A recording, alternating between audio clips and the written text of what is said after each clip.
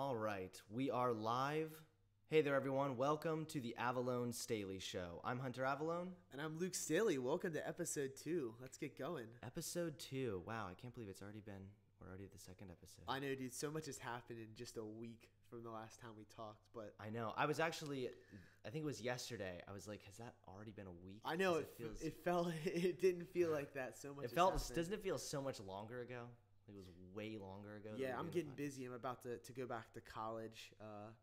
Back to your liberal hellhole where you go? Yeah, actually, that's funny. I wanted to talk about that. I'm a huge fan of the school that I go to, Hood College. Hunter made a video about it. I'm not a very big fan of them because I'm not allowed on the campus. Yeah, he got permanently banned from the campus. If you want to go to his channel, there's a great video just talking about that. But I really like the school, and obviously they are a little more liberal. But you and I were just talking about this a little bit before the podcast, how college is perceived as this super liberal institution, college in general, and that can actually be tracked back to like the 60s or the 70s when tenure started to become a really big thing. Right. As you know, tenure makes it almost impossible for a college professor to be fired. Right, exactly. It also makes it so that the faculty is in charge of hiring. So college was actually dominated by conservatives, and then it started to slowly be dominated by more liberal professors. And just by coincidence, when there was a peak in liberal professors, that's when tenure really started to be implemented nationwide across colleges. So just by, I guess, coincidence or chance, when tenure was enacted, we had all these liberal professors. And obviously, liberal professors are going to hire more liberal professors, and then that is just kind of compounded upon itself to the point we are now. But Hunter and I were talking about how even though the college campus across America tends to be dominated by, democratic thought, there's kind of a new wave of young conservatives coming up through the ranks. Yeah, I think that people are growing more confident to come out and say they're conservative, probably because Donald Trump was elected and because it's now, Milo kind of talked about this, but it's now seen as cool, a little bit rebellious, counterculture almost. Yeah, it almost, to be mainstream conservative. it's almost is a counterculture now, and it's seen as like rebellious and hip and cool to be conservative. You have the people on the left who they look like crazies, and what the problem is, the left is going after things that most people like. So they're attacking music, they're attacking movies, they're attacking video games. So it's almost easy to be against their agenda when you realize they just want to control me and tell me not to do something or think this way. Yeah, which is inevitable with identity politics. Like, everyone can be offended about something, and you're just going to get more and more offended. You're going to find new things to become a victim of. Like, when you run out of things to be a victim of, you'll pick other things and other things. And one of the things that I've seen really on my college campus, I won't mention any names, there's a friend of mine who's a Democrat, and they were in the Black Student Union, very liberal, but reasonable, level-headed, and I won't even use pronouns just in case, but this person who is extremely liberal was talking about their observation of how the left eats their own, like really eats their own. They were talking about how as soon as they had sort of a differentiating opinion, everyone on the Black Student Union just started turning on them, which is, I think it's typical of the left. They're so quick to condemn the people that they say that are on their side. Mm-hmm. 1 second. People are saying there's audio issues. I'm going to chop this out for the initial recording. Sure.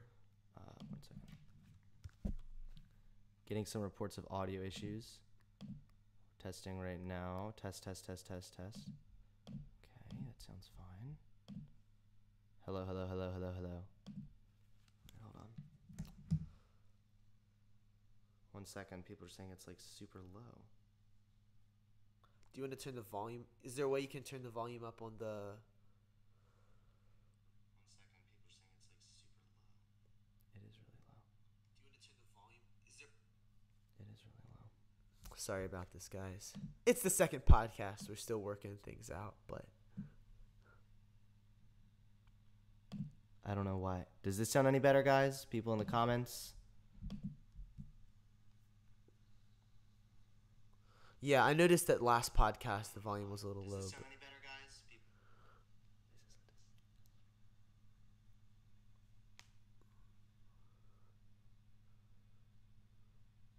people are saying it sounds better. All right, keep going.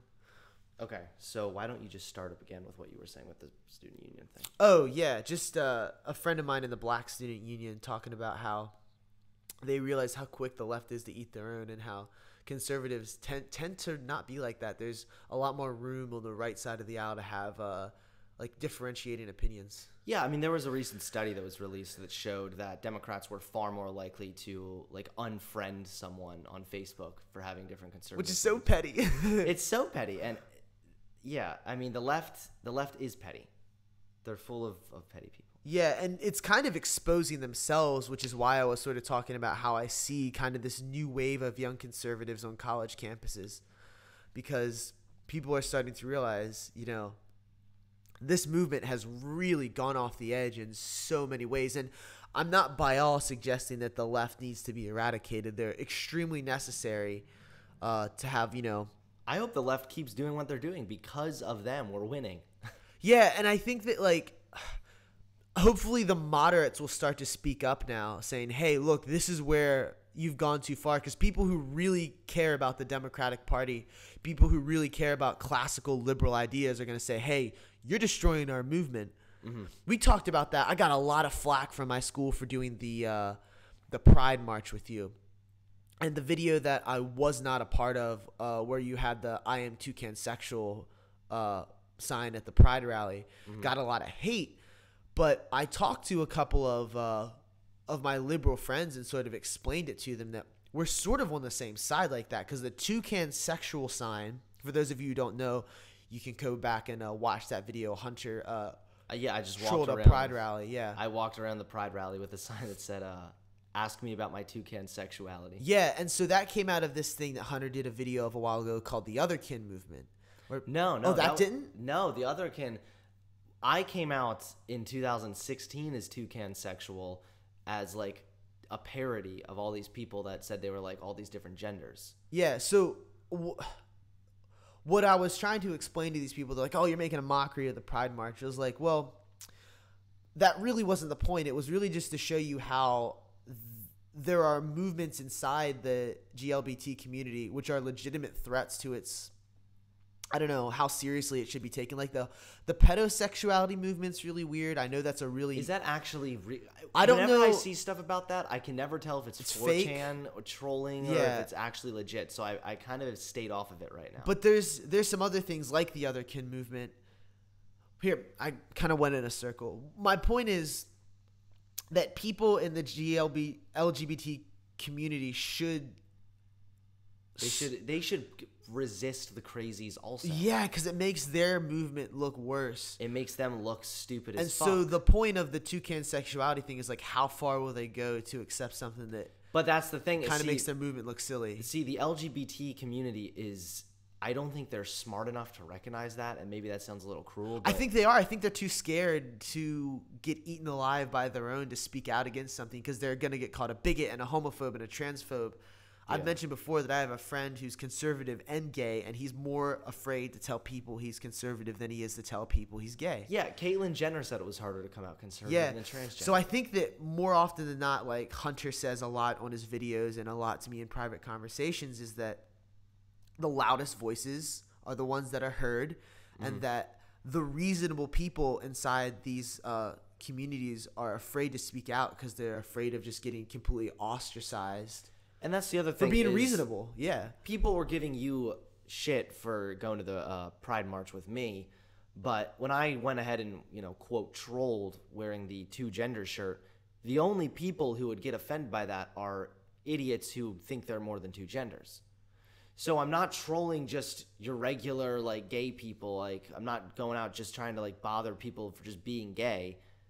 The only people that would actually be able to get offended by a shirt that said there are only two genders would have to be science-denying lunatics. Or people who aren't willing to have a conversation. Like, there can be people who have research or, their set of facts to try to support that. But they would be, like, they wouldn't be triggered by that. If they thought they were actually right, they'd be like, all right, let's have a conversation. Right, but because they actually believe. But none of them did. Yeah. I have a question. Do you feel famous? Because you've got this channel now rapidly growing. One can only expect it's going to continue to grow with the election coming up.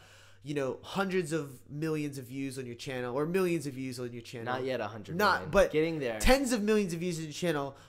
Tons of videos that have by themselves broken 1 million views. Your videos of your rallies breaking 1 million views. You said to me, you're starting to get recognized a little bit more. Has that all sunken in? Has that kind of hit you? It's kind of weird how I don't take it as that much of a shock anymore. Like I was at Panera Bread the other day with my girlfriend, and we were just talking, and then someone came up to me and was like, "Are you Hunter Avallone?" And like, I wasn't trying to blow them off, but I was like kind of in a hurry, so I was like, "Yeah, good seeing you." And then I had to kind of dip, but I don't really feel famous, but I feel like I'm on my way in that direction. I had this idea the other day of doing like a live show of like, I really want to kind of I'm trying to basically figure out how to take my channel to the next level. I thought maybe more personal stuff would be the answer, but after posting a personal video and it bombed, I figured, well, no, that's not the answer. And then I was thinking of maybe doing like a weekly live show and then a weekly like upload, kind of back and forth, like a Tuesday live show and then a Sunday video. So it'd be like video live show. But I'm not really sure. I'm going to have to play around with it. Plus, I'm not able to do live stuff just yet. I would have to get that a little bit more set up. But no, I mean, I don't feel famous. Most of the time I'm sitting around wanting to get more followers. Then sometimes my problem is I'm not content for what I have. Like, yeah, I am grateful for all my followers, and I don't take them for granted. But I mean, you'd think one would be like, dude, I'm at 530,000 followers. Like, I should be really happy with that. But for me, I'm just like, I just want to get 2 million. I want to get to 2 million.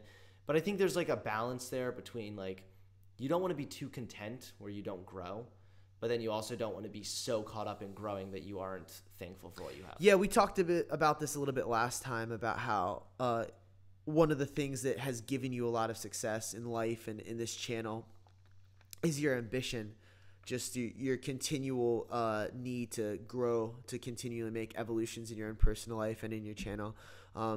And then also I've been experiencing something where, like recently in my personal life and my professional life, I've been experiencing gratitude a lot more, and it's balancing them where your complacency is the killer of all ambition. You should never be happy with what you got and say, all right, that's good, I'm gonna stop here. That's no way to grow. It's safe too. Like, it's good to find. We talked about this. You felt like there was a point in your career where you were threatened because you like to find a plateau where you were comfortable. Do you remember talking about that? And I remember coast on that a little bit. A while back, long before I had anywhere the amount of subscribers that I have now, I remember thinking, like, if I could just make it to 100,000, then I'd be like content. I wouldn't. I remember when I was even younger, I'd think, dude, if I could just make it to 100,000, I wouldn't even care if I didn't get any more subs. Yeah, and for anyone listening who like is trying to start, I say this a lot, trying to start a channel or any challenge that they're trying to accomplish in life, it's scary to say, once I climb this hill, I'm going to climb another one, because it's really easy to say, like, let's say you want to get in shape and you're like, okay, once I lose this amount of weight, I'm going to stop because that's the goal, 5 pounds I've accomplished. Because you climb that mountain, you make that 5 pounds and say, oh, I'm satisfied with this, because you recognize that if you say you want to lose another 5 pounds, you could fail. Right. It's that risk so you gotta, take. Yes, you got to keep risking failing. But as I continually say, if you're not failing enough, you're not trying enough.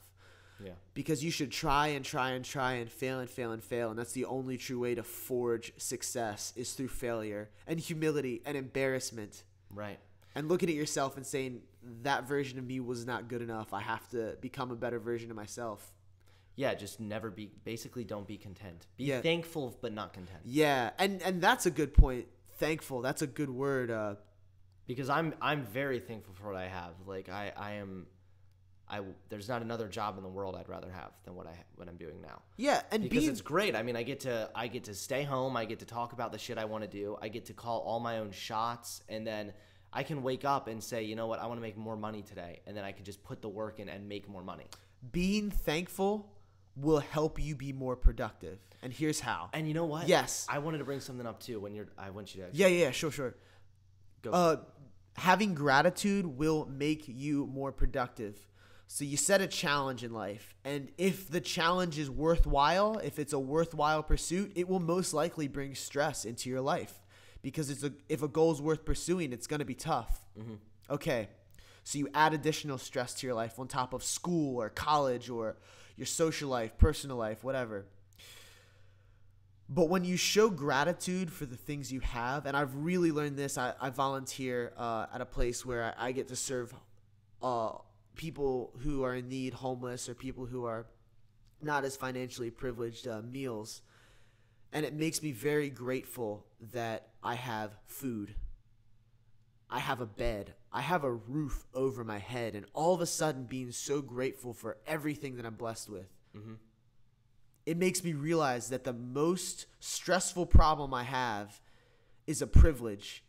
It's a blessing that the thing I'm most stressed about is the thing I'm most stressed about, because I'm not stressed about food or safety or about clothes. Survival or something. And all of a sudden, all those challenges that I'm facing, those obstacles, man, I'm busy. I run 2 different clubs. I'm the president and vice president of my college, a double major, political science and English, 6 classes, 18 credits. I run this podcast. I volunteer every week. I fight. I train 6 days a week at mixed martial arts. I have a fight coming up. All these things seem very stressful. Then all of a sudden I realize, hey, it's a privilege that these are the kind of problems I get to tackle. And that makes me so much more ambitious and so much less stressed. A little bit of the pressure of this is taken off. So it's a yin yang.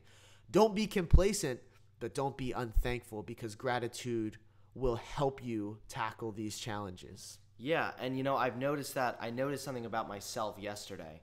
I realized that a lot of the times, like if my channel's in kind of a slump, which I'll admit it kind of feels like it is right now, it can shake my motivation a little bit, and I don't feel as like good about everything, all like the decisions I'm making for the channel and everything. And then I tend to kind of like be really self-critical and like beat myself up a little bit over this.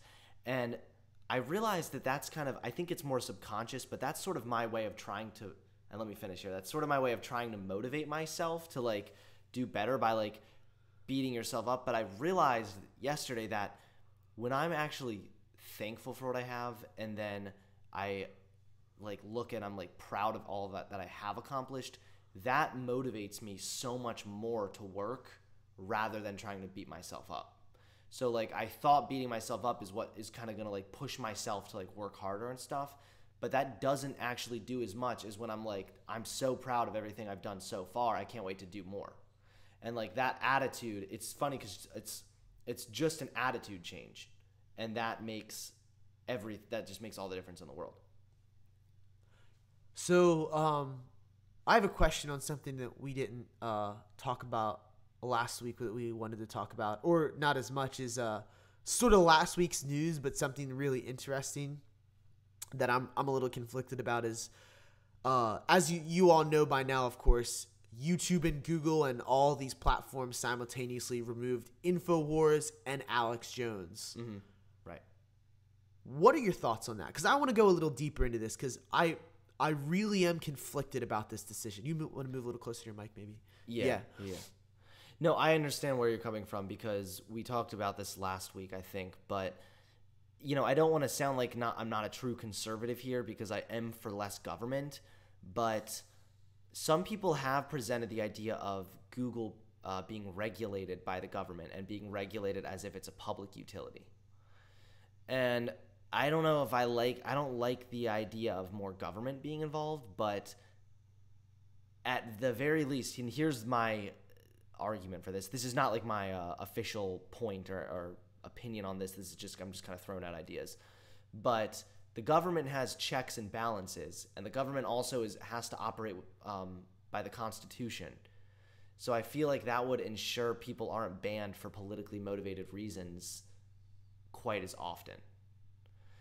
And I'm seeing a lot of people actually make fun of libertarians for being against the idea of more government intervening to these places. Like, the flag where it says "Don't tread on me." Yeah, of course. It showed a foot stepping on the snake, and it showed like Google, Spotify, YouTube, and the snake was like, "At least it's not the government." And so like I do see some people making fun of that. And yeah, someone in the chat just said Google is a monopoly. And that's the thing, is like, I like the idea of letting the market decide, but how can the market decide when, one, Google is a monopoly, and two, Google is now integrated in virtually every piece of technology you buy? Yeah, phones. It's home systems, smart homes, laptops. everywhere you go, Google is the primary. Like, let's say that one day Google decides they don't want me specifically to see some information. Yeah. They could do that. That's so much power, and I don't know, like, I don't trust them. When does a public entity become, or a private company become too big? The answer to that question is very complicated. I think that the market should decide. You can even see this. Alex Jones and InfoWars, which, by the way, I'll say 80% of their stuff I don't agree with. Although, if you do your research, some very outlandish claims by Alex Jones have come true. Right, which makes it just seem really I'll cool. say this, 80% of the things, 85% of the things he says, I don't agree with. But I'm happy because his support went up. Right, Since and that's what these happened platforms banned him. So in a way, do you know how many subscribers he gained? the market is deciding. For instance, he said that there's a conspiracy that these platforms were going to try to ban him. And he said it wasn't just one, they were all in collusion with each other. And people said, well, if they are trying to ban you, it's because you deserve it. Or if they are trying to ban you, they're not in collusion. Yet they were, and it all came true. So it almost legitimized his fears in a way, and it literally validated his conspiracy theory. So in a way, they kind of shot themselves in the foot by doing that, I think. Right. So what happened the market was decided, yeah. The InfoWars app was trending, and then Alex Jones' website subscriptions went up by like 5 million. I mean, it was insane. They literally, and what they did is they turned Alex Jones, I feel like most people who watched Alex Jones, like whenever I saw him, he was like a meme for entertainment. Yeah, he was like a joke. I was like, this is a guy who's funny. He's saying something stupid or kind of edgy, but like I never took anything he said seriously. And I think a lot of people were like, oh, he's just a meme. But now YouTube and Google, well, Google and YouTube are the same thing. But Google, Spotify, all these places ban Alex Jones and now turn him into a martyr. So now all of a sudden, everything Alex Jones is saying seems interesting because why am I not allowed to hear this? Why am I not allowed to listen to what Alex Jones has to say?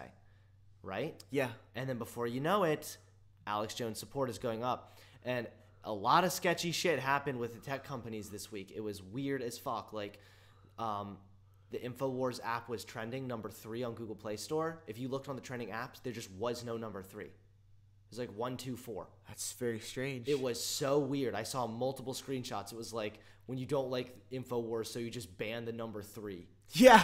And it was like... It makes these tech companies look really bad. And I mean, their shares are plummeting. I'm not sure. I know Facebook is really down. I know it was a few weeks ago, Zuckerberg lost a few billion, I think. Yeah. And then of course Twitter's always plummeting because they're a piece of shit. But I mean, this is hurting the big tech companies. But the problem is that I'm also worried about is now that they see they can get away with it with Alex Jones, who's next? I'm definitely worried for my own channel. I'm not gonna lie. Like I'm concerned. I saw one dude, he was also with InfoWars, so I wouldn't say it was like they're just going after all conservatives or anything. But the way YouTube's system works is you have to get 3 channel strikes before you get your channel terminated. Yes. So if you get 1, it expires after 90 days. Yes. And then if you get 2, it expires after 90 days. So usually if you have 1 strike, you want to play it really safe. Tread very carefully. And be careful because you don't want to get down to that last strike. What happened with this guy, his name was David Knight. I've actually never heard of him, but he was with InfoWars. Yes. He didn't get any strikes. Just got an email that said, we received a complaint and terminated your account. Wow. Which is against YouTube's policy because they always give you the strikes first. Even if, like, I wouldn't put it past them to just delete some BS videos to just give you some strikes so they can get rid of you kind of thing.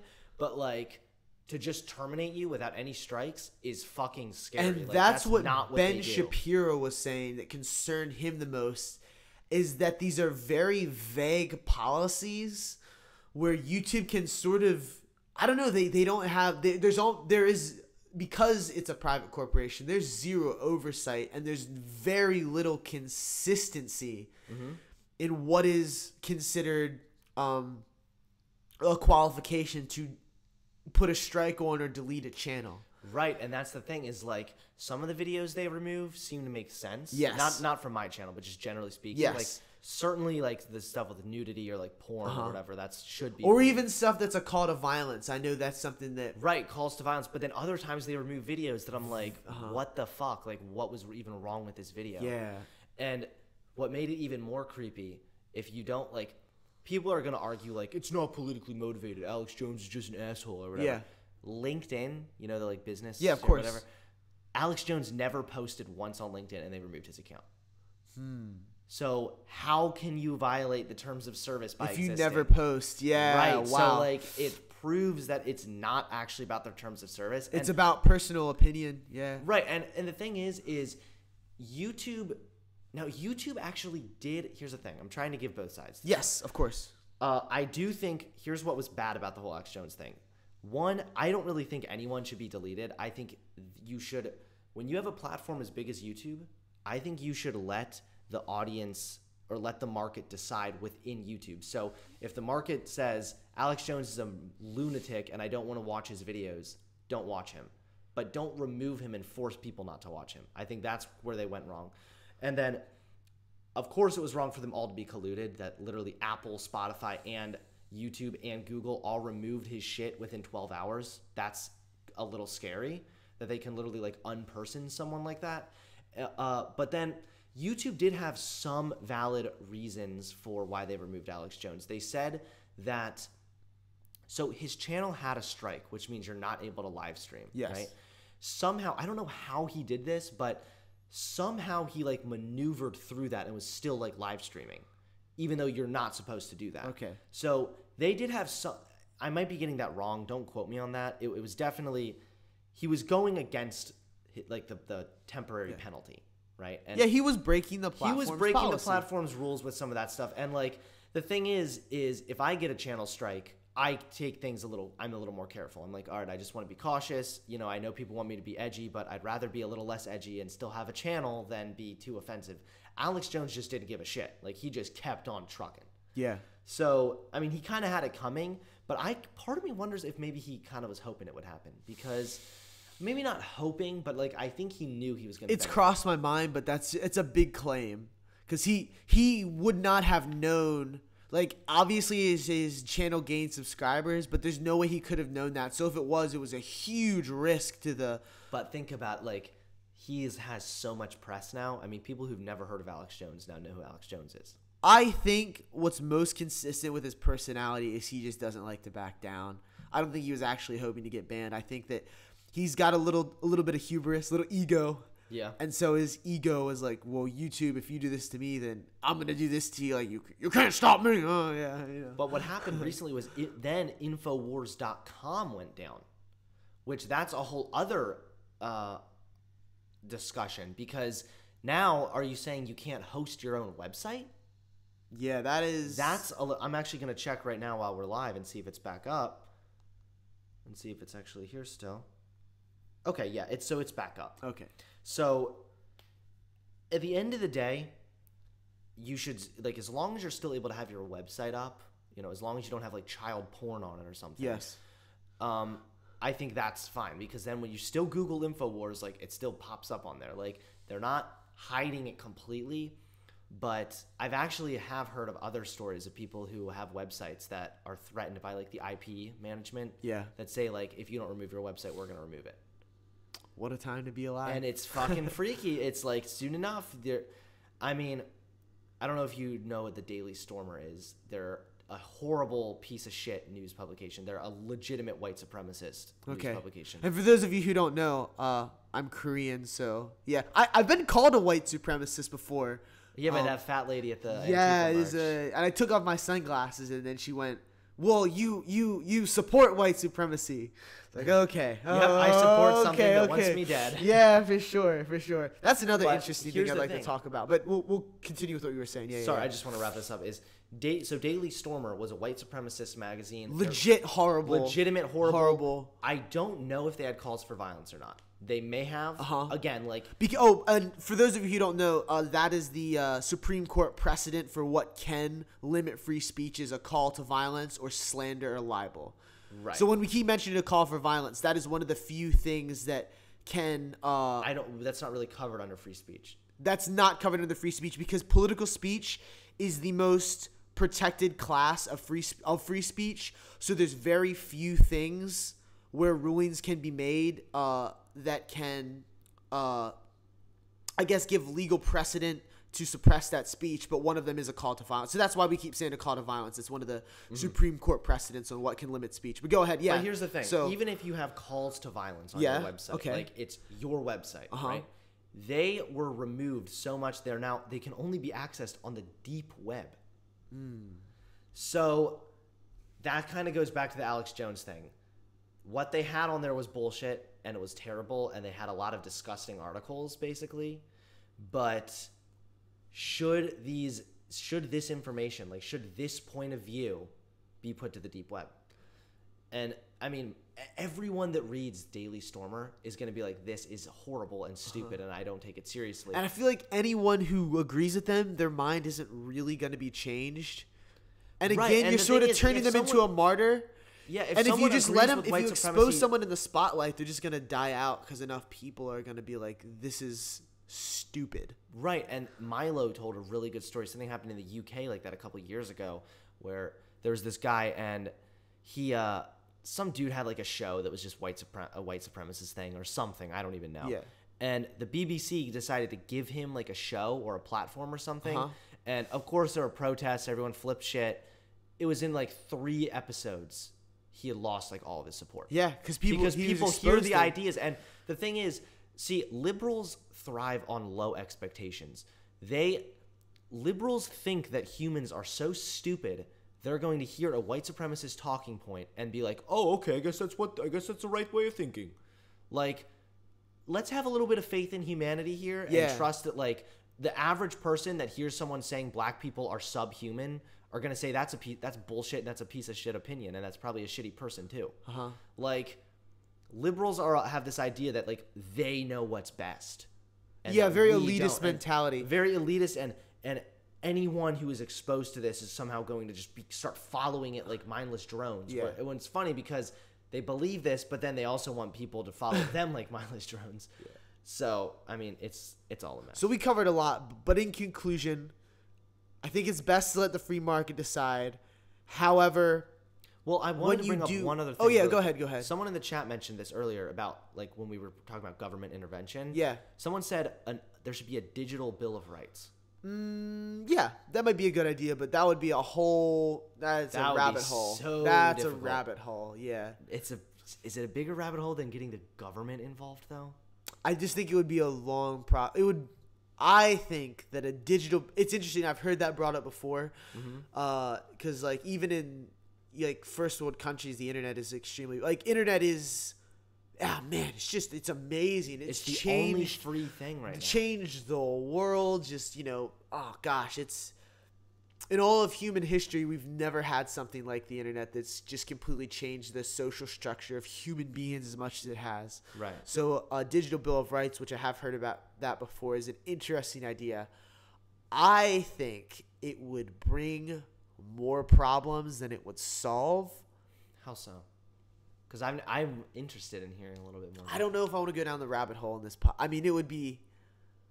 I kind of want to. What's one of the big things then? And then who gets to decide the digital bill of rights? Us or the government? Is it worldwide, universal, or is it just the U.S.? If you can't even get all the countries to sign the UN like peace accords or something or whatever. How could you? Because the internet has no borders. It's easy to sign a bill once you're in the borders of the United States. This is legal. This is not. Once you're in the borders of Canada, this is legal. This is not. But a digital bill of rights, the internet, like how do you regulate that? Right. What are the penalties for violating, the digital bill of rights? Like let's say we have a digital bill of rights. This is a human right.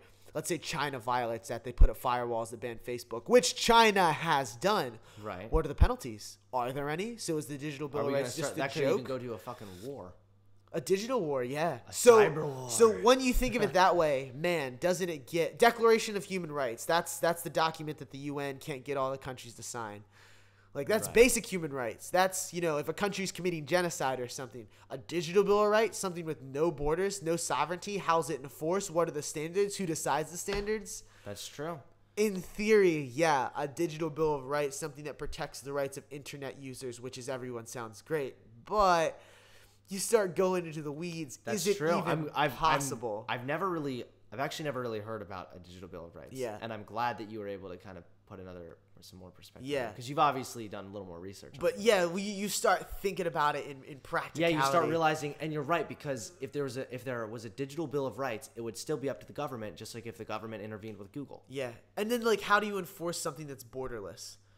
Right. Like that's why the internet is so powerful. Yeah. So like the U.S. Bill of Rights, like once you're in the United States, the Bill of Rights protects your freedoms. Outside of that, I believe in these ideals. But, I respect, the constitutions of other countries. And if I went to those countries, I'd abide by them, which is not what some people do with the U.S. But that's another topic. Yeah. But yeah, so I'd abide by them because I respect their structure, because they have governments and I'm inside their borders and I'm willing. No one's forcing me to go in that country. Right. I'm going to respect whatever governmental procedures they have, or what their laws are or whatever. Mm-hmm. But with something borderless like the internet, like, how do you even begin to? I mean, that You're rabbit right, hole goes because so deep. what would end up happening is it would be something for the U.S. I don't know what would end up happening. I just know it would be a mess. Yeah. So. All right, why don't we move on to a new topic?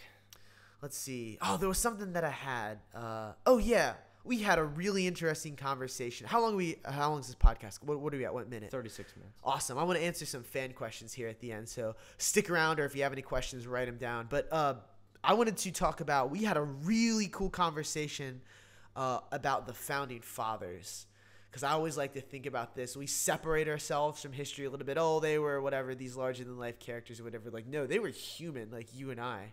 Right. Imagining George Washington is a fascinating one to me. So this is a man who, with a couple of muskets and farmers, led a war against, at the time, the most powerful army in Western civilization. Right. And won. And we're like, oh, he was George Washington. He was this special guy. It's like, no, man. He was human. And we think of him as this really, respectful, stout-worthy character, but like, no, he was a badass. Like, he was a warrior. Warrior, yeah. Warriors interest me. He, think about how hard that would be for years at a time. No showers, no toilet paper. You're either cooking, marching through swamps or, woods with wool clothes, sweating to death, or freezing to death with no shoes. There's blisters on your feet. You can't change your socks. Just those inhumane conditions, and then fighting war. And, imagine how nasty injuries were. Like, you get hit with a bullet, it's going to get infected. There's no clean way to remove it. No anesthesia. Like, because, these dudes were tough, medicine tough back then men. Medicine back then was the worst. That was still the time where people thought putting leeches on you would, like, do shit. Yeah, they still do that, actually. Do they really? It eats away dead skin, but it's sanitary. But yeah, they didn't know about germ theory. Wounds would get infected. No anesthesia, like I said, for amputations, and that was the war that Washington was fighting against the largest army in Western civilization. And just what a badass he was is always so cool to me, thinking about him and how he helped forge this country. Yeah, I mean, you're kind of right. We do tend to think about the Founding Fathers as being very... He was George Washington. Yeah, just like kind of like cheesy and like a little bit like, oh, they're off to like fight a war and everything. Yeah. But when you think about it, it was like fucking intense. It was cool. Yeah, not cool. War is never cool, but like his drive to secure this country in a war that was considered a suicide mission too. Yeah, I mean, it's like what you said. It'd be like a third world country beating America. Yeah. I mean, yeah. What do we say? Oh yeah, just like Washington was a man who was very peaceful, a very godly man, but also a man very capable of violence. Like, he was willing to shed the blood of thousands of, British men, soldiers, in order to secure what he thought was right and just and true. It's like, I brought up that Bible verse. If some of you, I listen to a lot of Jordan Peterson. Peterson likes this verse. It's the meek shall inherit the earth. And he didn't like that verse because meek is not a strong character trait. Like, Hunter, do you think it's attractive when men, or No. women let other men and women walk all over them No. and their ideals? No, It looks quite faggy. it's not. It's an unattractive quality. So Peterson wrestled with this verse, and he found that the actual Greek or Hebrew translation for this verse, "the meek shall inherit the earth," was those who know how to use swords but keep them sheathed shall inherit the earth. Mm-hmm. So that was Washington. He was a man who was in control of his emotions, was not quick to anger, but capable of extreme violence, capable of sacrificing the lives of many British soldiers. Yeah. Right. A man who was, willing to commit violence.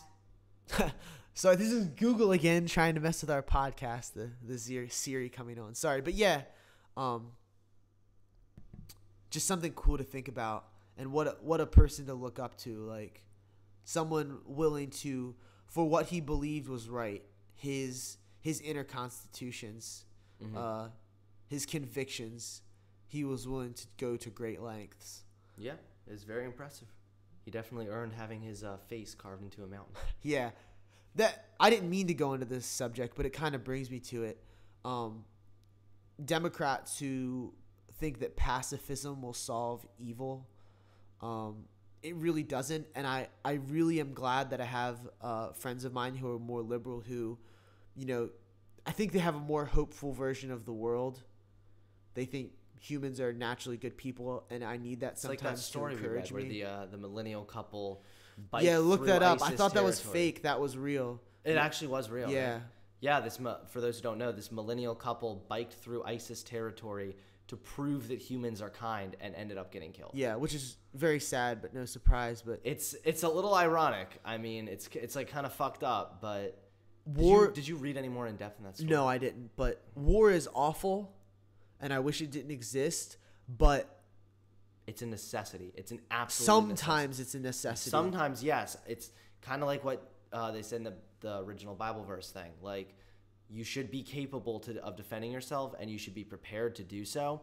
You shouldn't just go out bombing people and starting wars that aren't necessary. Which we've done that, man. Oh, yeah, we have. Yeah, I love this country, but I will not shy away from its mistakes. Things like the Gulf of Tonkin incident. We're faking, incidents to escalate war. And Oh, yeah. Iraq and Afghanistan, we talk about very suspicious how 9/11 and all those things went down to, Right. I mean, all that stuff was a little bit suspicious, and I definitely think that multi-trillion-dollar contracts to like Boeing's and Lockheed Martin's to create weapons. Like there's a lot to gain from war, and I think that our country has its fair share of mistakes, and where our country has exploited war for their gain. But there are times where war is, unfortunate as it is, the answer. There's violence too. Violence and war and fighting for what you have and fighting for your rights matters. And you're right. Liberals would rather be passive and kind of look the other way and try to tell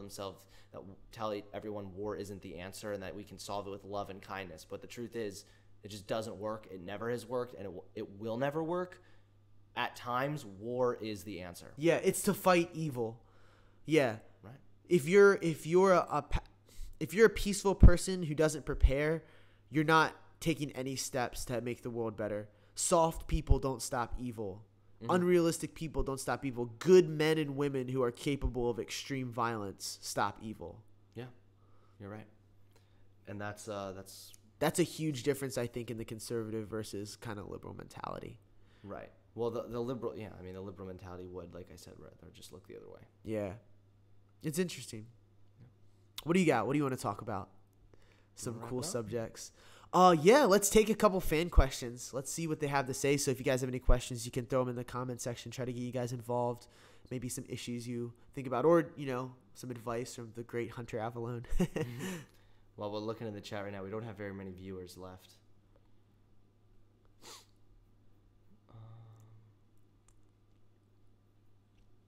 Someone said hi. Hi. So, Hunter, what are some of your plans going forward? You mentioned earlier in the podcast you're trying to expand the channel. You got some exciting new things coming. Right. Well, I bought. So here's a fucking funny story. I need to mention this before we close up the podcast. Sure. So I owned hunteravallone.com, right? And then I let it expire because I'm an idiot. And someone else who obviously is a hater or something bought hunteravallone.com and is now reselling it for $7,000. Wow. So I went ahead and bought hunteravallone.net. So I'm going to be launching my website soon.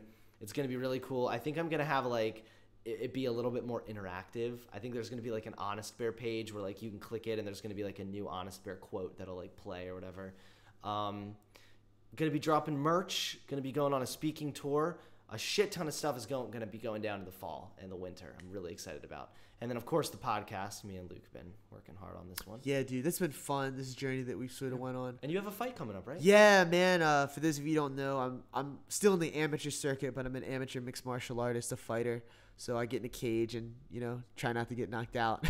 But that's October 13th. That's been a really cool journey for me. Fighting in general, martial arts has taught me a lot about my life. And dude, if anything's going to motivate you, like the fact that in 8 weeks time, someone's going to go inside of a cage and try to knock me out in front of my friends and family, like talk about motivation to get up and run in the morning or work out or eat clean. Like you need something to light a fire under your butt to motivate you. And for me, that's what does it for me a little bit. And I love the challenge. Yeah, it's the challenge more than anything. Fear. A lot of people are like, oh, you're a fighter? Did you have like a rough childhood? I'm like, no, not at all, dude. Like I wanted to be a Ninja Turtle. That's why I started fighting. Like, but I've always wanted to test myself, not just physically, but mentally, the mental toughness required to help me grow as a person. And so many of those lessons I learned, translate to outside of the gym, outside of the cage, help me become a more rounded human being. So yeah, to anyone listening to this live or, you're going to download it later on iTunes and give it a listen, always keep challenging yourself. Man, if there's one piece of advice that I have, just keep going after, set new goals. And as generic as it sounds, it's very, very true. It's not about reaching the goal. It's about that journey of reaching the goal, because the path that you set to reach the goal will almost never be the path that leads you to that goal. Right. Things always are going to be changing. A lot of times the path changes, they quit their goal, start something else. If you stick with it, you will reach that goal. Great analogy by this UFC coach, this MMA coach named Trevor Whitman. He uses the analogy of a GPS. If you wanted to go to Florida for a vacation, planned your vacation, started off to Florida, hit a detour, you wouldn't just turn around and go home. Well, vacation's over. No, you take the detour and you get to Florida. Right. That is Keep a really good going analogy. towards your goal. So many people hit their detour, turn around and go home. Why?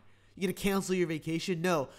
Have faith and know that you're going to get there. Just understand that the path that you set out might not be the path that gets you there for anything in life.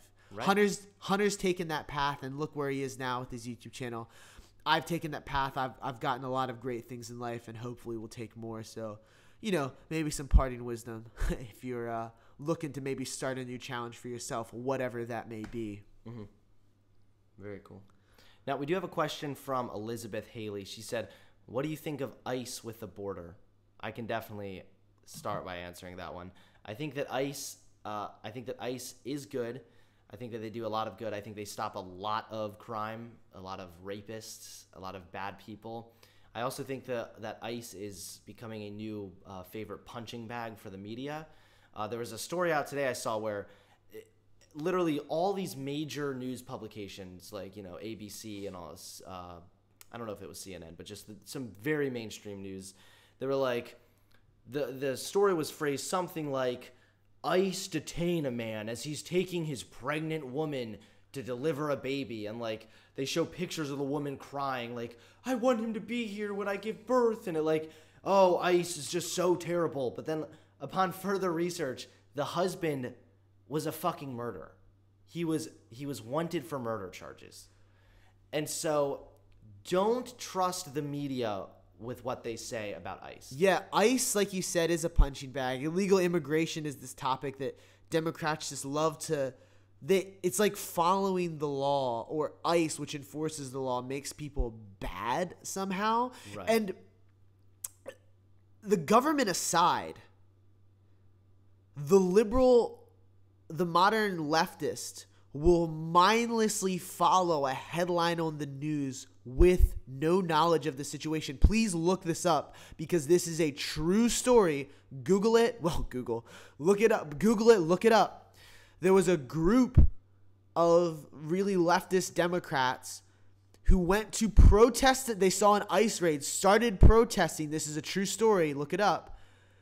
ICE was busting a pedophile ring of illegal immigrants. I did hear and about they this. stood outside and were protesting these pedophiles getting arrested. So please do not mindlessly follow headlines. I talk to a lot of people, obviously illegal immigration on a college campus, me being on a college campus, the vice president of my college, Republicans, talk a lot about illegal immigration. And I have a very unique perspective. I am myself an immigrant. Mm-hmm. I'm not even a first generation American. I'm a Gen X, first person of my, genealogy to be in America. Illegal immigration, very close to me. Immigration, very close to me. Hot topic. I start talking to these kids, these young, impressionable Democrats who think that listening to the professor is what makes them smart. They don't even know what ICE stands for. They don't know what ICE is. They don't know what they enforce. And they say, why do you hate immigrants? I said, why can't you distinguish? First of all, I don't hate anyone. Right. Second of all, how do they not distinguish? What is it, the piece in their brain that keeps them from distinguishing immigrants from illegal immigrants? Well, because they think I hate immigration. Well, no, because if they don't mix the two, then their point is void. Exactly. They have absolutely no point. I don't know if you saw the other. There was this girl in Sweden who she needed to sit down for her flights. And there was also like a detained immigrant on there. This obviously has nothing to do with ICE, but it's still immigration. Yeah. And she stood up and she was like, I will not sit down. This man is an immigrant. They're not going to deport him. And like she was like hailed on the left, like a bunch of like verified idiots on Twitter were like tweeting about how brave and wonderful she was. The guy who was about to be deported was accused of beating his children and wife. And not only that, he wanted to be deported back to Afghanistan. He wanted to go back home. And so she's up there like, don't do it. And all these like lefties on Twitter are like, so brave. Oh my God, this is so wonderful. And then upon further research, they all just look like fools. And of course now it's just like total silence. Like none of anything. It was really fucking So that's a funny. great question. Thank you very much. Yeah, do your own research on immigration and ICE. And I saw this meme. It was by a meme page, and it was like, newsflash, crossing the border illegally is illegal. And he is like, if you are a legal immigrant, you're not going to get arrested unless you commit a crime. And man, dude, it's hard. I wish that we could be a place where people could just cross the border and we had resources for everyone. But the thing is, like, our own veterans are struggling and homeless and neglected. We had this huge uproar about the child separation policy, which, by the way, Donald Trump fixed with an executive order, right, about children getting separated. It was around 2,000 kids, and there are around 200,000 kids who are without parents or separated in the U.S. foster care system that we can't even take care of. So, like, man, I really wish. Even when you sorry, go ahead. No, yeah, I really wish we could be a place where we can take in everyone, but you have to go through the legal immigration process because there's not enough, not resources, but procedures in place for us to even help all of our own citizens, which it should not be considered racist to say that if you're an American citizen, the American government should put you first. Right. It's not racist at all. No. That's completely valid. I think we should end on that. Yeah, dude. Another great podcast. A couple of small technical difficulties, but man, we're working at it. Like we said in the podcast, just keep working, keep failing where we can, keep getting better. Thank you guys so much for tuning in. Hunter, any closing thoughts? No. Just thanks everyone for tuning in. See you all next week. Yeah, let's go.